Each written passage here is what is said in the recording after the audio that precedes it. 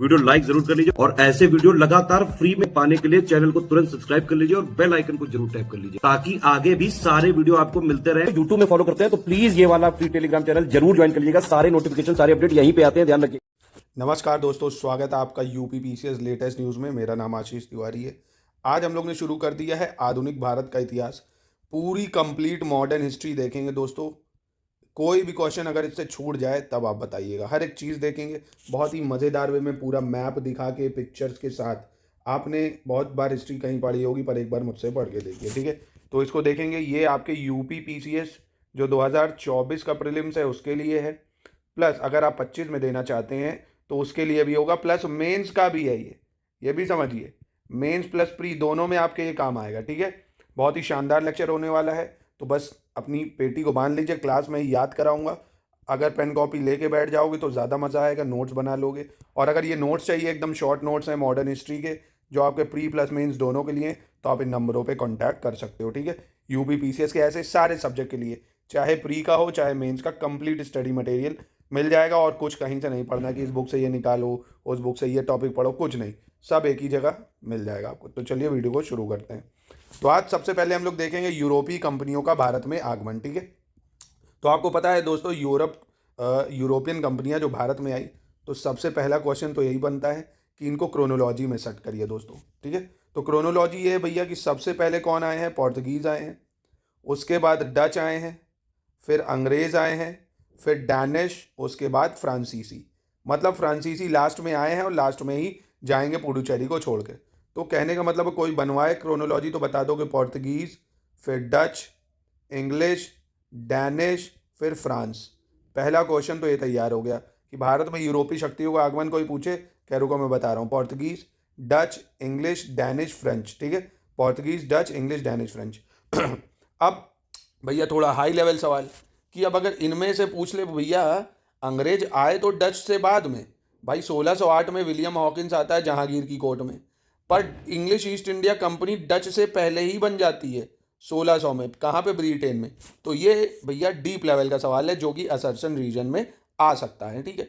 पढ़ेंगे तो पूरा तगड़े से पढ़ेंगे कि कोई क्वेश्चन छूटे ना। इस चीज़ को याद रखना, तभी पढ़िए हिस्ट्री, नहीं तो मत पढ़िए, ठीक है। जैसे पढ़ाऊँगा क्वेश्चन पूरा मिलेगा। चलिए देख चीज़ समझिए।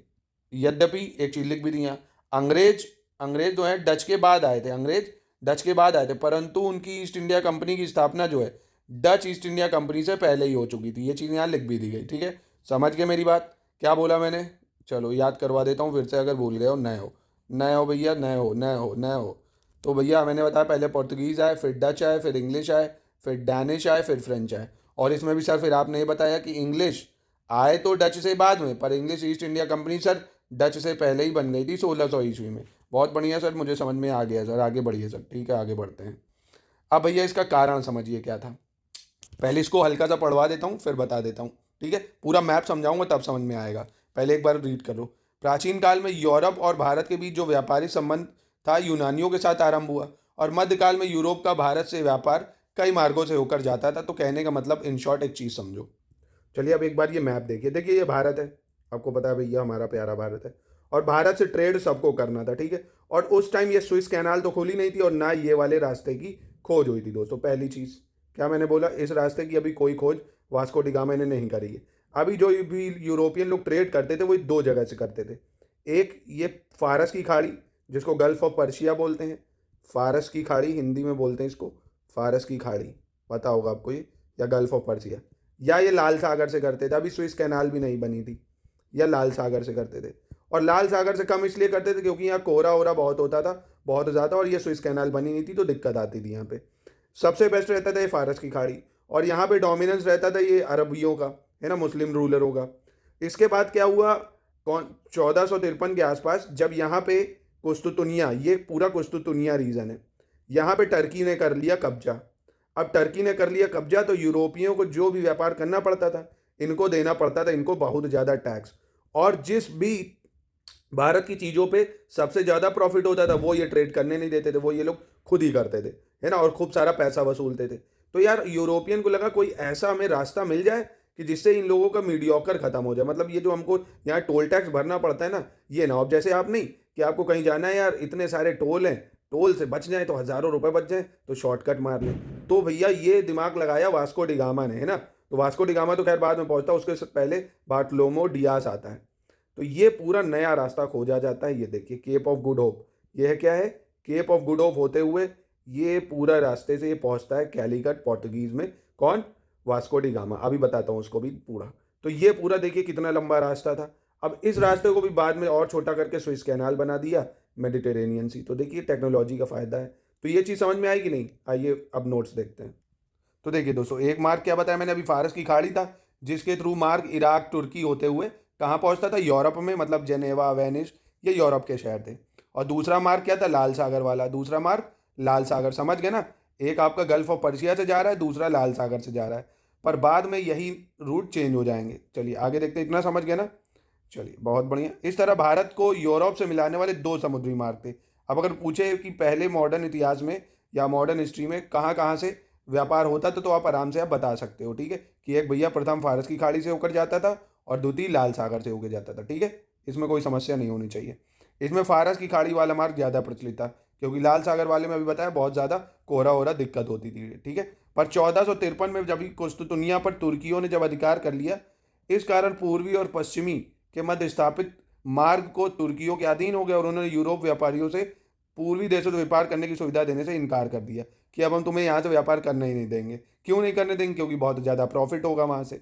अब कुस्तुतुनिया वाला रीज़न देख लो एक बार, ये आपका कुस्तुतुनिया वाला रीज़न हो जाएगा। ये जो पूरा रेड वाला आपको दिख रहा है ना, ये कुस्तुतुनिया का रीज़न है।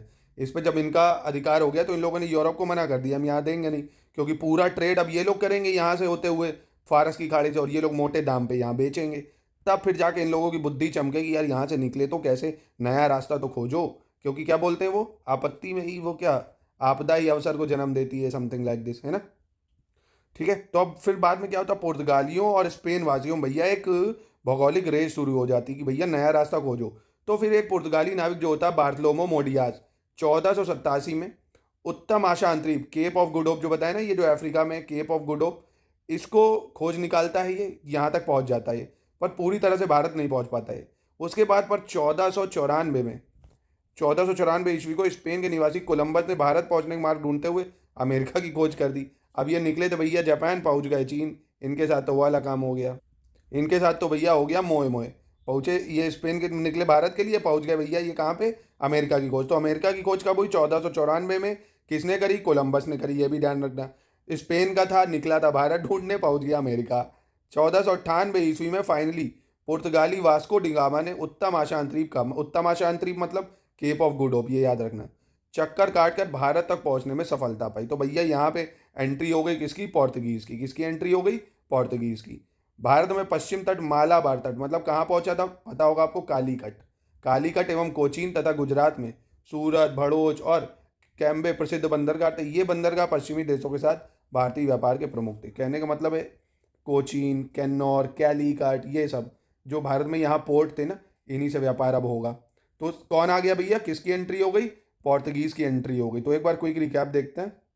तो क्विक रिकैप ये भैया, सबसे पहले कौन है, सबसे पहले पोर्तुगीज़ है, फिर कौन आया, फिर डच है, फिर इंग्लिश है, फिर डैनिश है, फिर फ्रेंच है। इंग्लिश ईस्ट इंडिया कंपनी आई तो 1608 में भारत जहांगीर की कोर्ट में कैप्टन विलियम हॉकिंस, पर ये बन गई थी डच से पहले ही 1600 में, ठीक। अब बनी क्यों भैया, पहले तो व्यापार होता था गल्फ ऑफ पर्शिया, फारस की खाड़ी या लाल सागर से, दो ही मार्ग थे।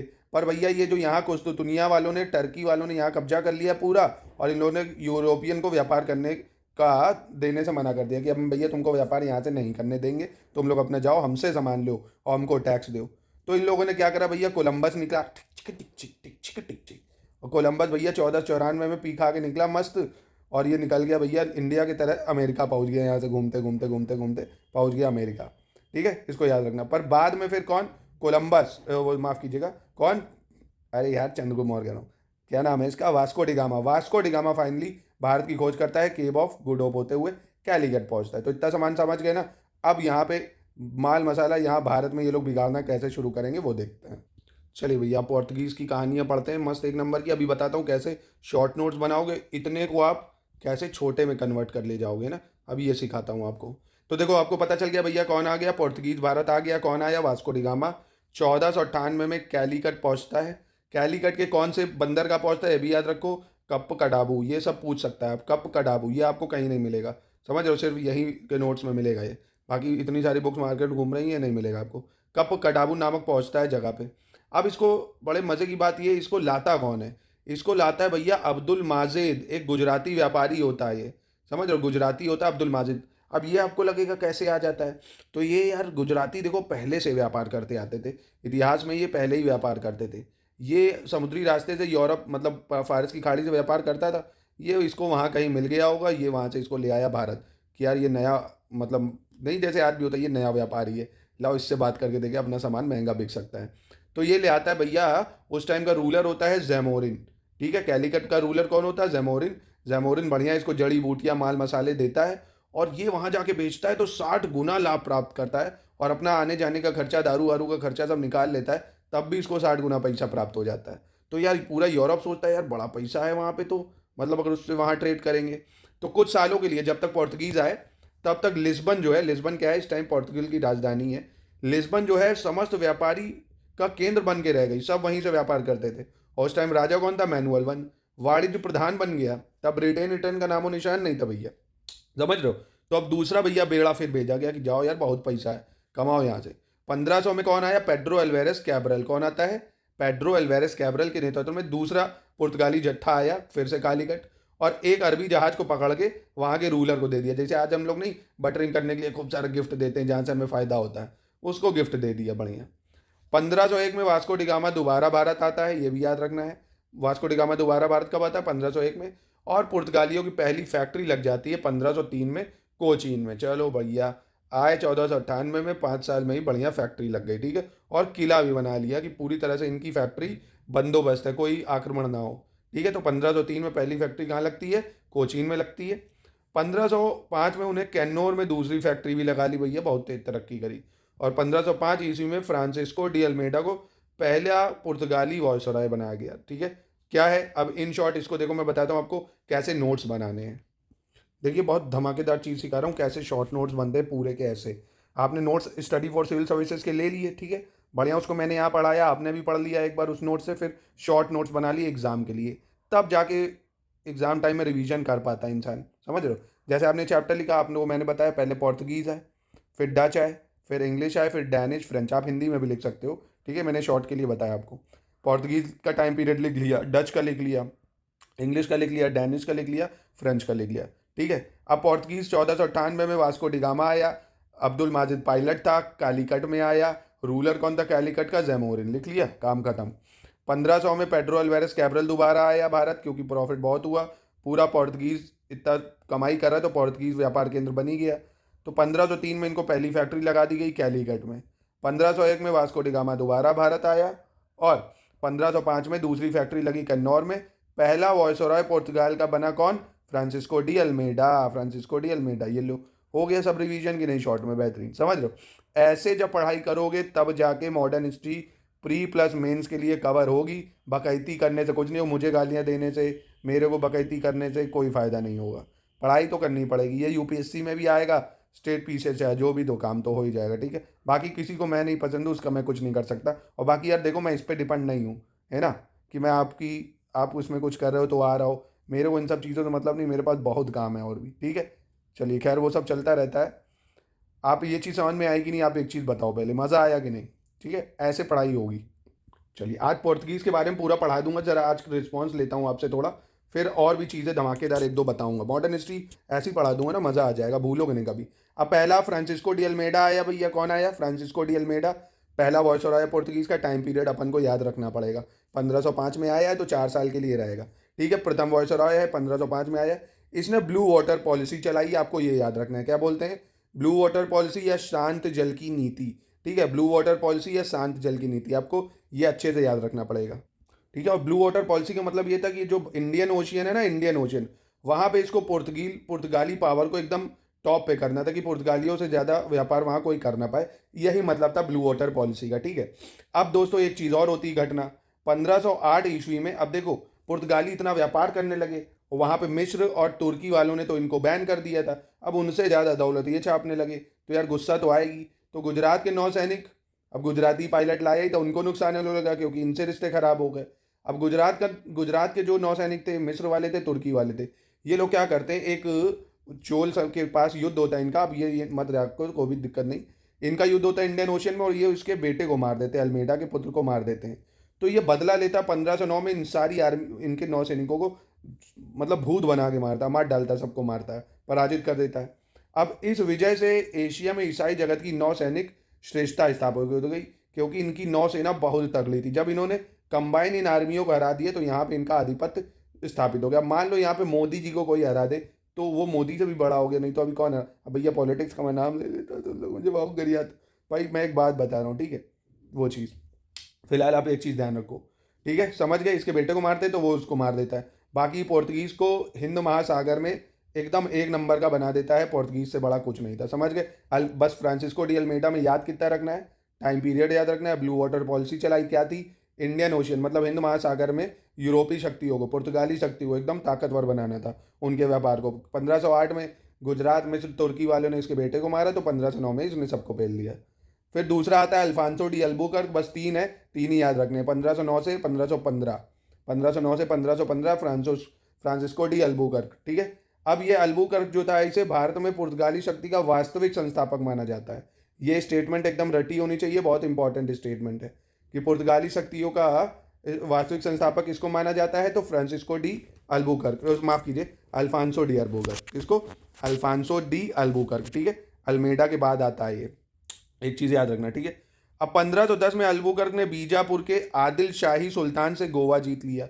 दूसरी चीज़ ये याद रखनी, क्या याद रखनी है कि 1510 में गोवा के सुल्तान से, कौन था गोवा का सुल्तान, मतलब बीजापुर का सुल्तान आदिल शाह, उससे गोवा ले लेता है, ठीक है, ये भी याद रखना है। अब तब से लेके देख रहे हो, गोवा 1961 में जाके इनसे लिबरेट हो पाएगा। गोवा में पोर्तुगीज का डोमिनेंस रहेगा जीवन भर। कारण है ब्रिटिशर्स की इनसे हो जाती भैया शादी इनकी रानी से, तो वो इनको कुछ नहीं कहते, बाकी सबको बना देते हैं सुअर मार मार के, ठीक है, जितने भी यूरोपीय आते हैं, तो इनसे गोवा नहीं छीनते वो, बाकी सब चलता है। ऐसे फ्रांस को कहते थे तुम अपना वहाँ पे रहो पुडुचेरी में, तुम छोटा सा गोवा लो, पूरा भारत हमारा। तो 1510 में फिलहाल इतना याद रखो, इतना याद रखो कि पुर्तगाली शक्ति का संस्थापक कौन माना जाता है, अल्बुकर्क। चलो ब्लू वाटर पॉलिसी का बताओ, तो आपका कह रहे सर अल्मेडा याद तो है मुझे, तो मैं पूछ लो अगर ये बताओ अल्मेडा वायसराय कब था, आपका 1505 से 1509। मैं पूछूं कन्नौर में फैक्ट्री कब लगी, आपको सर 1505 में। मैं पूछूं कोचीन में फैक्ट्री कब लगी, आपको सर 1503 में। मैं कहूँ चलो ये बताओ क्रोनोलॉजी बताओ, आपको sir Portuguese, Dutch, English, Danish, French. आप कहो सर क्या पूछोगे, सब पढ़ता हूँ मैं, फिर भी पेपर लीक हो जाए तो इसमें मेरी गलती कोई नहीं है। चलो फिलहाल अल्बुकर्क ने 1511 ईस्वी में दक्षिण पूर्वी एशिया की महत्वपूर्ण मंडी मलक्का पर नियंत्रण स्थापित कर लिया। फारस की खाड़ी के मुख पर स्थित हारमोज पर उसका अधिकार 1515 में हो गया। इन्हीं सब वजहों से इसको वास्तविक संस्थापक माना गया, ठीक है। तो ये डेट्स थोड़ा याद रखनी पड़ेंगी कि 1510 में गोवा उसको किसने दिया, बीजापुर के शासक आदिल शाह ने, ठीक। 1511 में उसने क्या करा, जो हारमोज है उस पर अधिकार कर लिया 1515 में, ठीक है, ये याद रखना है। अल्बुकर्क भारत में स्थायी पोर्तुगीज आबादी बसाना चाहता था, इसलिए उसने स्वदेशवासियों को भारतीय स्त्रियों से विवाह करने के लिए प्रोत्साहित किया था। बहुत हरामी आदमी है ये, पूरा मतलब वर्ण शंकर कर रहा है, मतलब देख रहे हो कैसे प्रोसेलिटाइजिंग एक्टिविटी करा रहा है ना, क्रिश्चियनिटी को बढ़ाने के लिए अपने, कह रहे थे यहाँ सबसे शादियाँ करो, ठीक है, तो ये भी इसी ने करा था। अल्बुकर्क ने अपने क्षेत्र में सती प्रथा बंद कर दी थी, किंतु वह मुसलमानों को बहुत तंग करता था। अब सती प्रथा बंद करने की कारण ही था क्योंकि ये चाहता था शादियाँ करो, चीज़ों को लिंक करो भाई। अब ये कह रहा है ना कि शादियाँ करो, शादियाँ किसी से भी कर लो, है ना, मतलब किसी के राजा की रानी है, अगर वहाँ हमने सती प्रथा ही बंद कर दी फिर उनसे शादियाँ हो ही जाएंगी, उनसे शादी करो। तो इसमें ये कोई बड़ा तीर नहीं मारा इसने, कुछ बड़ा इसके अच्छे काम नहीं थे जो ये कर रहा था, इसकी नियति खराब थी ये करने की, ठीक है। चलिए 1515 में अल्बुकर्क की मृत्यु हो गई, ये याद करने की जरूरत ही नहीं है क्योंकि टाइम पीरियड बस याद कर लिया, बाकी याद कर लिया, काम बन गया। लास्ट गवर्नर है आपका वायसराय नीनो डी कूना 1529 से 1538, ठीक है। तो अल्मेडा याद रखना है, अल्बुकर्क याद रखना है और नीनो डी कूना। अब इसमें भी जो चीज़ें याद रखनी वो देख लो। पहले तो इसका टाइम पीरियड 1529 से 38, ठीक है। अब ये किसके बाद आता है भैया, तो अल्मेडा था, अल्बुकर्क था, उसके बाद ये तीसरा पुर्तगाली गवर्नर था, ठीक है। और 1530 में सरकारी कार्यालय कोचीन से गोवा स्थानांतरित कर दिया था, ये आपको याद रखना पड़ेगा, ठीक है। इसने जो अपना कार्यालय था कोचीन से गोवा शिफ्ट करा था 1530 में, ठीक है। 1530 में ही transfer is office from Cochin to Goa, ये याद रखना है, ठीक। दूसरी चीज़, गोवा को इसने राजधानी बना दिया, गोवा को अब ये इसने औपचारिक राजधानी बन गई गोवा, ठीक है। तो कोचीन से इसने ट्रांसफर करी गोवा। 1534 ईस्वी में बैसीन जो कि मुंबई के आसपास पड़ेगा, और 1535 में दीव पर अधिकार कर लिया, ये भी याद रखो ठीक है, बैसिन आइलैंड द्वीप पर अधिकार कर लिया। इसका गुजरात के शासक बहादुर शाह के बैसिन के विषय में समझौता हो गया, ये तो कोई दिक्कत नहीं है। ठीक है, 1559 में दमन पर भी पुर्तगालियों का अधिकार हो गया। कहने का मतलब है गोवा के आसपास, गोवा, दमन दीव, ठीक है, इन सब पे इसने अपना आधिपत्य कर लिया। गोवा है, दमन दीव, वहाँ के आसपास इलाकों में। 1538 में अदन पर तुर्की का प्रभाव स्थापित हुआ। 1598 में दक्षिण पूर्व एशिया आने के बाद 20 वर्षों में डचों ने पुर्तगालियों को इस क्षेत्र से बाहर कर दिया। ठीक है, अब यहाँ पे क्या फिर डच आ जाएंगे तो पोर्तुगीज़ का अपने आप काम खत्म हो जाएगा। फिलहाल ये आप भूल भी जाओ तो भी कोई दिक्कत नहीं है, ये याद रखो बस कि ये तीसरा है, इसने कोचीन से गोवा शिफ्ट करी है। ठीक है, नेक्स्ट। अब क्योंकि हो गई है डच की एंट्री, तो 1602 में डचों ने भैया इनको पराजित करा। बांटम के समीप डचों ने इनको पराजित किया। 1654 में पुर्तगालियों ने अंग्रेजों को अपने अधिकृत पूर्वी प्रदेशों में निवास करने और व्यापार करने की मान्यता प्रदान कर दी। अब क्यों कर दी? क्योंकि भैया इनकी शादी हो जाएगी अभी, है ना। तो 1654 में पुर्तगालियों ने अंग्रेजों को अधिकार दे दी कि ठीक है व्यापार करो। 1641 में डचों ने पुर्तगालियों के महत्वपूर्ण मलक्का दुर्ग को जीत लिया था। अब 1641 में डच ने इनको क्या, मलक्का जो द्वीप था वो जीत लिया। 1612 में सूरत के निकट सवाली के समुद्र तट पर अंग्रेजों ने पुर्तगालियों पर महत्वपूर्ण विजय प्राप्त की थी। ये तो अभी इंग्लिश के बारे में भी करेंगे। तो अंग्रेज भैया आ गए हैं, तो अंग्रेज सूरत में फैक्ट्री लगाना चाहते हैं, इनको हरा देते हैं। दूसरा जो आपको याद रखना, मुगल सम्राट शाहजहां के शासनकाल में कासिम खान ने 1632 ईस्वी में हुगली पर कब्जा कर लिया। ये सब इंपॉर्टेंट है, आता है। ठीक है, किसका शासक कौन था? शाहजहां के शासनकाल में। किसने करा? कासिम खान ने 1632 ईस्वी में हुगली पर कब्जा कर लिया। ठीक है, तथा मराठों ने 1739 में शास्त्री और वैशाली पर अधिकार कर लिया। अब केवल गोवा, दमन और दीव 1961 तक पुर्तगालियों के अधिकार में रहे। बस ज़्यादा नहीं याद रखना है, पुर्तगालियों में बस इतने से काम चल जाएगा। गोवा, दमन, दीव 1961 तक इनके पास रहा। मुगल सम्राट शाहजहां ने मुगल सम्राट शाहजहां के शासनकाल में कासिम खान ने 1632 में हुगली पर कब्जा कर लिया, तो हुगली भी निकल गया इनके हाथ से। सूरत में इनको भैया अंग्रेजों ने हरा दिया 1654 में। फिर बाद में 61 में इनकी शादी अंग्रेजों से हो जाएगी, किंग जॉर्ज से, तो इनका सिस्टम वहाँ बन जाएगा। बाकी और कुछ नहीं याद रखना है, ये याद रख लो कोचीन से गोवा हुआ। ठीक है, ब्लू वाटर पॉलिसी, ये अल्बुकर्क, और ये तो ये था समझ तो पोर्तुगीज़ के बारे में। ये एक आज डेमो वीडियो है। बताइए क्या मॉडर्न हिस्ट्री पढ़ना चाहते हो मुझसे, तो इसको मैं कंटिन्यू करूँ? ठीक है, बताइए। ये पोर्तुगीज़ के बारे में था, ऐसे ही आपको बताऊंगा डच के बारे में, वीडियो के फॉर्म में, क्वेश्चंस के फॉर्म में, स्टोरी के फॉर्म में। फिर ऐसे ही आपको अंग्रेज़ के बारे में बताऊंगा, फिर आपको ऐसे ही फ्रांस के बारे में बता के इसको ख़त्म कर दूंगा। मतलब 2 से 3 वीडियो में पूरी यूरोपीय शक्तियों का आगमन खत्म कर दूंगा। तो दोस्तों बताइए, और साथ में अगर मेरे नोट्स बनाते चलोगे मज़ा आ जाएगा। और ये नोट्स चाहिए तो आप इन नंबरों पे कांटेक्ट करके, बेहतरीन नोट्स हैं, प्री और मेंस में कुछ नहीं करना, इन्हीं को पढ़ लोगे, मज़ा आ जाएगा। चलिए मिलते हैं नेक्स्ट